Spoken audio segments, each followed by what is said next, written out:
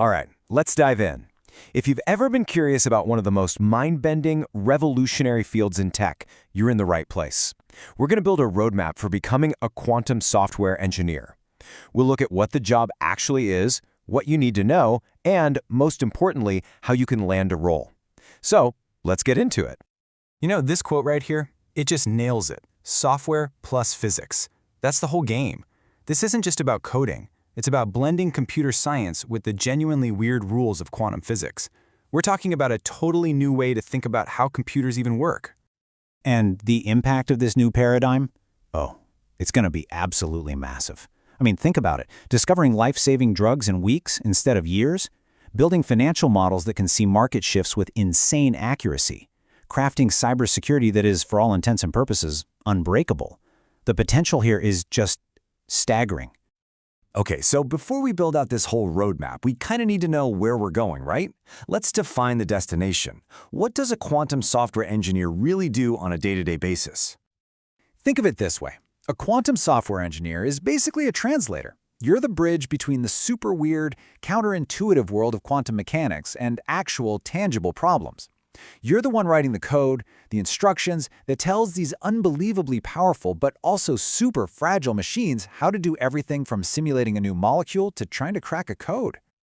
So what does your day actually look like? Well, a lot of it is designing quantum circuits. Think of these as the basic Lego blocks of any quantum program. You'll be getting your hands dirty with special SDKs, that's software development kits, like Qiskit, Circ, and Bracket, to turn your ideas into working code. And trust me, a huge part of your job is fighting against errors and teaming up with physicists to squeeze every last drop of performance out of the hardware. Okay, so we know what the job is. Now let's talk about the gear you'll need. This is your quantum toolkit, the absolute foundational stuff that everything else is built on top of. First up, the qubit. This is the absolute core concept. You know how a regular computer bit is like a light switch? It's either on, a 1, or off, a 0. Simple. Well, a qubit can be a 0, a 1, or both at the same time. Weird, right? You can actually picture all of its possible states as a point on a sphere, which physicists call the Bloch sphere. And that wild ability to be in multiple states at once, that has a name: superposition. This is, and I'm not exaggerating, the secret sauce. It's where all the power comes from. Because a qubit holds so much more information than a regular bit, a whole system of them can explore a mind-boggling number of possibilities all at once. Then there's this other super strange idea called entanglement. Imagine you have two coins, and they're mystically linked. If you flip one and it lands on heads, you instantly know the other one landed on tails, even if it's on the other side of the galaxy. Einstein famously called it spooky action at a distance. And yeah, it's spooky, but it's also an incredibly powerful tool for building quantum programs. But, and this is a big but, all this quantum power is built on something incredibly delicate. These quantum states are super fragile. So here's a question for you. What do you think is the single biggest challenge, the #1 enemy for anyone working in this field? It's a single word: decoherence. This is the enemy of everything quantum. Literally any tiny little thing from the outside world, a stray bit of heat, a bit of vibration, can just pop the quantum bubble. The qubit loses its special properties and collapses into a boring old classical bit. And that's why a massive part of your job as a quantum software engineer is going to be designing algorithms that can survive in this noisy, chaotic environment. So how do you design for that noise? Well, it helps to know where you fit into the bigger picture. This here is the quantum software stack. Think of it like a layered cake. Way down at the bottom, you've got the actual physical hardware. As a software engineer, you're not touching that directly. You're working up here, in the higher layers. You use those SDKs to talk to the hardware, then you build your logic with circuits and algorithms, and right at the top, you create the applications that solve those real-world problems we talked about.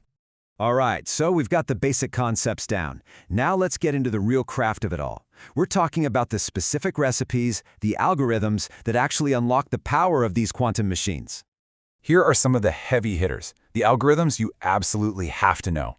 You've got Shor's algorithm, which is famous, or maybe infamous, for being able to break a lot of modern encryption. Then there's Grover's, which is amazing for searching through huge, messy databases way faster.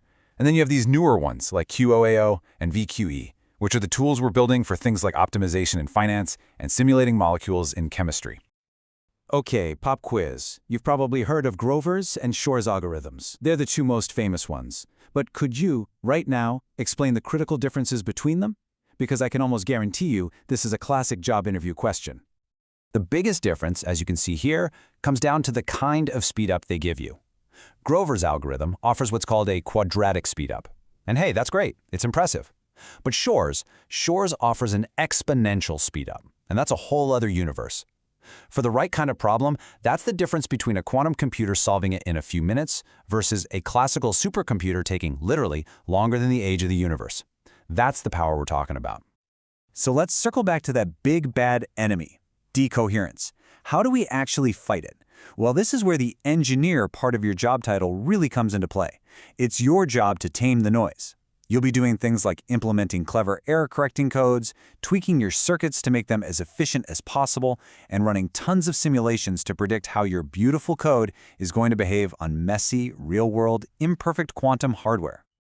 Okay, we've gone through the theory, the tools, the big challenges. Now for the payoff. How do you actually turn all this knowledge into a career? Let's get practical and talk about the actual steps to landing your first job. First things first, you need a portfolio, a really strong one. You can start simple, seriously. Just creating a basic entangled Bell state is a great first step. Then you level up. Try tackling a logistics problem with QAOA, or maybe modeling a simple hydrogen molecule with VQE. These projects are what show employers you can do more than just read a textbook. You can actually apply this stuff. And what does that career path look like? Well, it's pretty exciting. You might start out as an intern, just getting your feet wet. Then you could move up to a full-on quantum developer. With more experience, you could become an algorithm engineer, actually designing brand new quantum solutions. And from there, who knows, maybe a quantum architect or even a research lead, really pushing the boundaries of what's possible. At the end of the day, to really succeed here, you need this really special blend of skills. You've got to be a solid software engineer for sure, but you also need a pretty deep grasp of the physics. And on top of that, you need to see how it all connects to real-world problems. You're that translator again, fluent in software, physics, and real-world applications. So, let's put it all together. Here's your final checklist, your roadmap. 1. Master the fundamentals of quantum theory. 2. Get your hands dirty writing actual circuits with something like qskit or circ. 3. Really understand the problem of noise and error correction. 4. Learn the use cases in optimization and ML. And 5. Build that portfolio. That's it. That's your path. And one last, really important point. Quantum computers are not going to replace your laptop or your smartphone. That's a common misconception. Think of them more like a specialized coprocessor, like a GPU for graphics. They'll work alongside classical computers to tackle a very specific set of problems. The problems that are just completely, utterly impossible for any classical machine, now or ever. So there you have it. The frontier is wide open. The science is there, the tools are getting better and more accessible literally every single day. And the potential impact? It's world-changing. We've laid out the roadmap for you. So the only real question left is, what problem are you going to solve?